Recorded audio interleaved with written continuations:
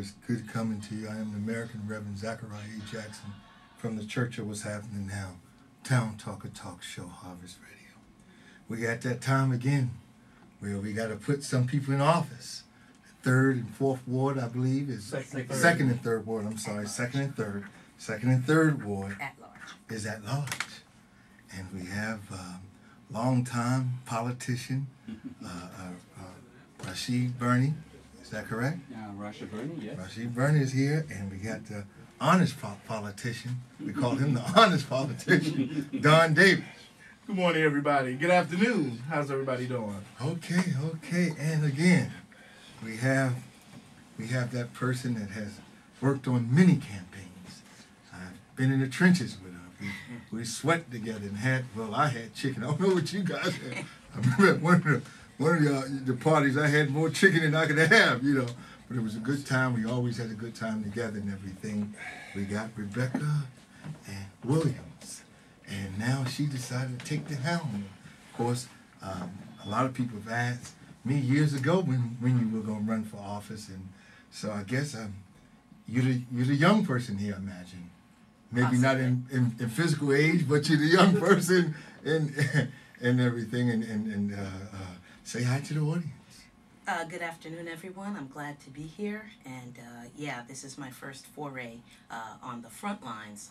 I've worked for a number of years on political campaigns for the New Democrats for Plainfield. Okay. So I'm very happy, and I'm running because I think that I need to run, and I've been endorsed by a number of Plainfield Council people, such as 2nd Ward Councilman Corey Storch and 3rd Ward Councilman Adrian Mapp. Okay.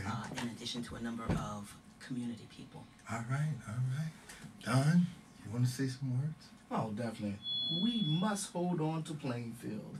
Now, when you say that right there, what exactly do you mean? Because we have that right there with you on YouTube the other day, and you said that at the NAACP forum. After the forum was over, we talked, and you said that. What exactly do you mean? So what I mean by that, we have so many outside interests that are controlling the fate of the city of Plainfield, and that's a problem. You have county, state, and other things that are telling us what to do in our own communities. Where Plainfield as a whole, we can control our own destiny.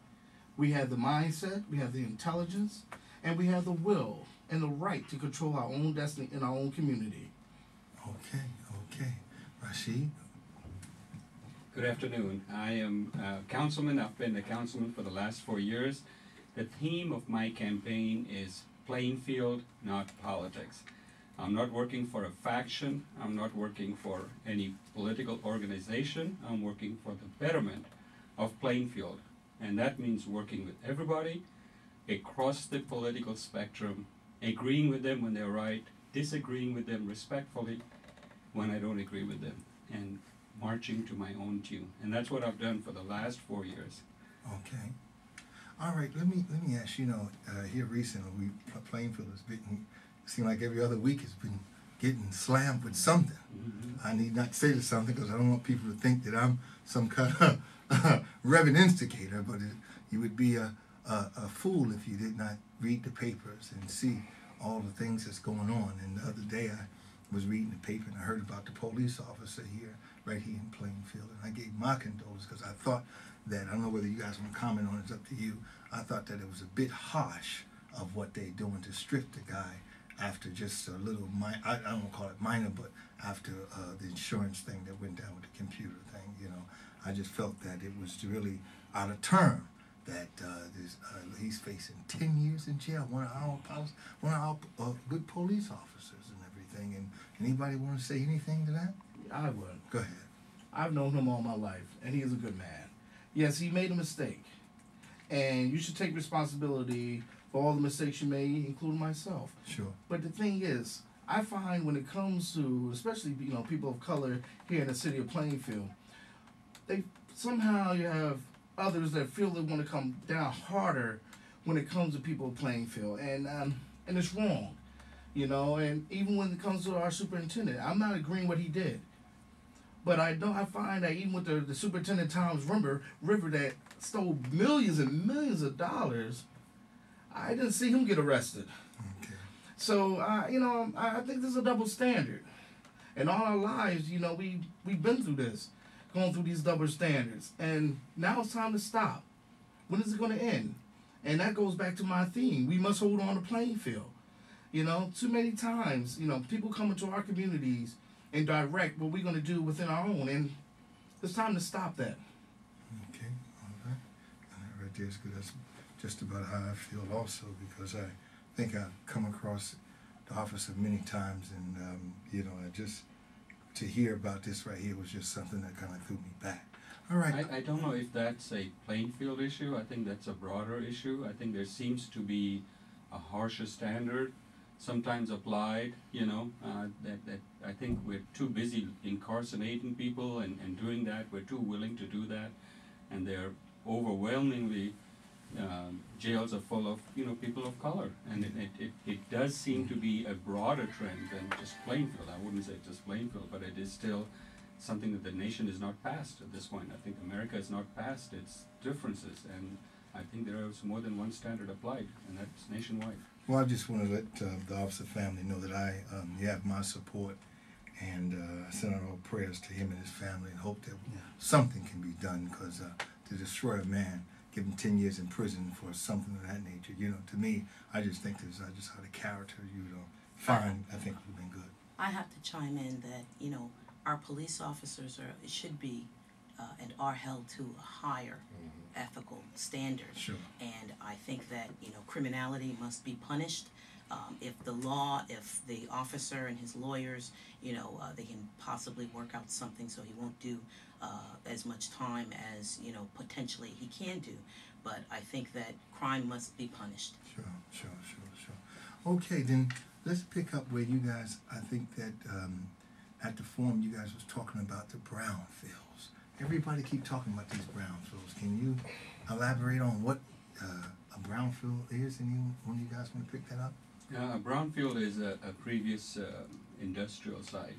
It's a site that may have been used for manufacturing, for commercial, it may even be an old dry cleaner, and anything that the ground is contaminated with chemicals, oils, and any form that makes it unusable, for residential or even commercial. So these are called brownfields. They have to be cleaned up environmentally. There's procedures for doing that. The EPA has specifications, and so there's funding available from the state to help municipalities clean up these areas, which can then be made available for development. Rebecca, would you know how many brownfields we have in Plainfield? I actually do not have a number, but I know that there are a number of them in the 4th Ward, several of the older factories, etc. But I think if you go to the state website, they probably have a listing. I don't have it offhand in my notes here. And if we can get the funds to develop these, to tear them down and rebuild, and what could we do to bring more commerce to the city of Plainfield? Well, I'll tell you what they were doing a few years ago. It's on 2nd Street. We were trying to build a new middle school. And we was in the plans of building it until the money ran out, through the state. And that was going to be the new site of the middle school. Houses were being bought. EPA already approved the land for us to get it. And it was going through. And when the state dried up with the money, with the scandal that happened when, with the state development agency for building schools, that caused a lot, of development in Plainfield to stop. Even with the, the resurfacing or rebuilding of our schools presently, that's why you have right now at Jefferson School is a more of an administrative, not more, it is an administrative building, and down on Front Street, that's where Jefferson is. Okay. All right. And they were supposed to build that up where the kids go back to the school. But now, things at halt because the money dried up. So what can we do to attract businesses here? Okay. I actually have a proposal that I have been talking to folks about, and it's on my blog, Recacca for PlainfieldCouncil.blogspot.com.